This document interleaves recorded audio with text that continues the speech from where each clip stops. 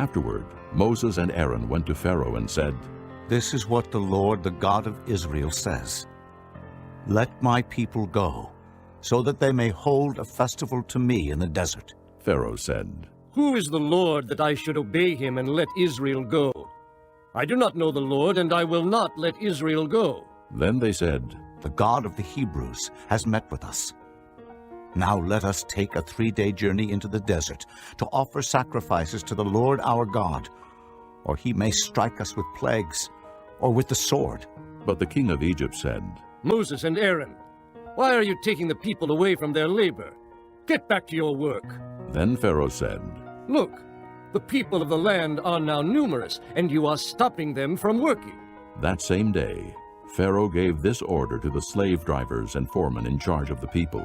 "You are no longer to supply the people with straw for making bricks. Let them go and gather their own straw. But require them to make the same number of bricks as before. Don't reduce the quota. They are lazy. That is why they are crying out, 'Let us go and sacrifice to our God.' Make the work harder for the men so that they keep working and pay no attention to lies." Then the slave drivers and the foremen went out and said to the people, "This is what Pharaoh says. I will not give you any more straw. Go and get your own straw wherever you can find it. But your work will not be reduced at all."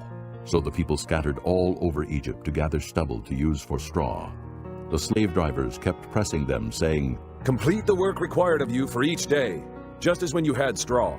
The Israelite foremen, appointed by Pharaoh's slave drivers, were beaten and were asked, "Why didn't you meet your quota of bricks yesterday or today as before?" Then the Israelite foreman went and appealed to Pharaoh. "Why have you treated your servants this way? Your servants are given no straw, yet we are told make bricks. Your servants are being beaten, but the fault is with your own people." Pharaoh said, "Lazy, that's what you are. Lazy. That is why you keep saying, 'Let us go and sacrifice to the Lord.' Now get to work. You will not be given any straw, yet you must produce your full quota of bricks." The Israelite foremen realized they were in trouble when they were told, "You are not to reduce the number of bricks required of you for each day." When they left Pharaoh, they found Moses and Aaron waiting to meet them, and they said, "May the Lord look upon you and judge you.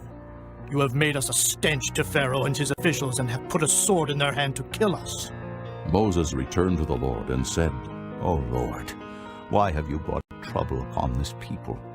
Is this why you sent me? Ever since I went to Pharaoh to speak in your name, he has brought trouble upon this people, and you have not rescued your people at all."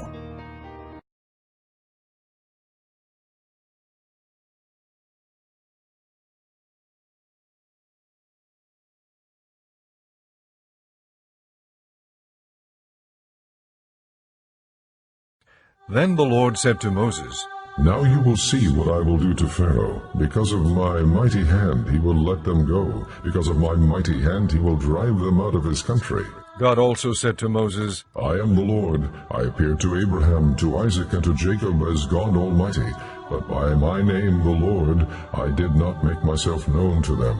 I also established my covenant with them to give them the land of Canaan, where they lived as aliens. Moreover, I have heard the groaning of the Israelites, whom the Egyptians are enslaving, and I have remembered my covenant. Therefore, say to the Israelites, I am the Lord, and I will bring you out from under the yoke of the Egyptians. I will free you from being slaves to them, and I will redeem you with an outstretched arm and with mighty acts of judgment. I will take you as my own people, and I will be your God. Then you will know that I am the Lord your God, who brought you out from under the yoke of the Egyptians, and I will bring you to the land I swore with uplifted hand to give to Abraham, to Isaac, and to Jacob. I will give it to you as a possession. I am the Lord." Moses reported this to the Israelites, but they did not listen to him because of their discouragement and cruel bondage. Then the Lord said to Moses, "Go tell Pharaoh king of Egypt to let the Israelites go out of his country." But Moses said to the Lord, "If the Israelites will not listen to me, why would Pharaoh listen to me, since I speak with faltering lips?" Now when the Lord spoke to Moses in Egypt, he said to him, "I am the Lord. Tell Pharaoh king of Egypt everything I tell you."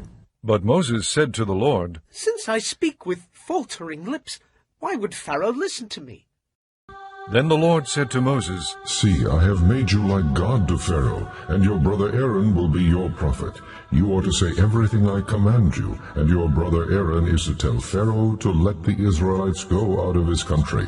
But I will harden Pharaoh's heart, and though I multiply my miraculous signs and wonders in Egypt, he will not listen to you. Then I will lay my hand on Egypt, and with mighty acts of judgment I will bring out my divisions, my people the Israelites, and the Egyptians will know that I am the Lord when I stretch out my hand against Egypt and bring the Israelites out of it. Moses and Aaron did just as the Lord commanded them. Moses was 80 years old, and Aaron 83 when they spoke to Pharaoh. The Lord said to Moses and Aaron, When Pharaoh says to you, Perform a miracle, then say to Aaron, Take your staff and throw it down before Pharaoh, and it will become a snake. So Moses and Aaron went to Pharaoh and did just as the Lord commanded.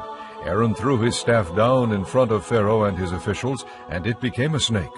Pharaoh then summoned wise men and sorcerers, and the Egyptian magicians also did the same things by their secret arts. Each one threw down his staff, and it became a snake.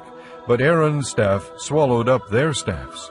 Yet Pharaoh's heart became hard, and he would not listen to them, just as the Lord had said.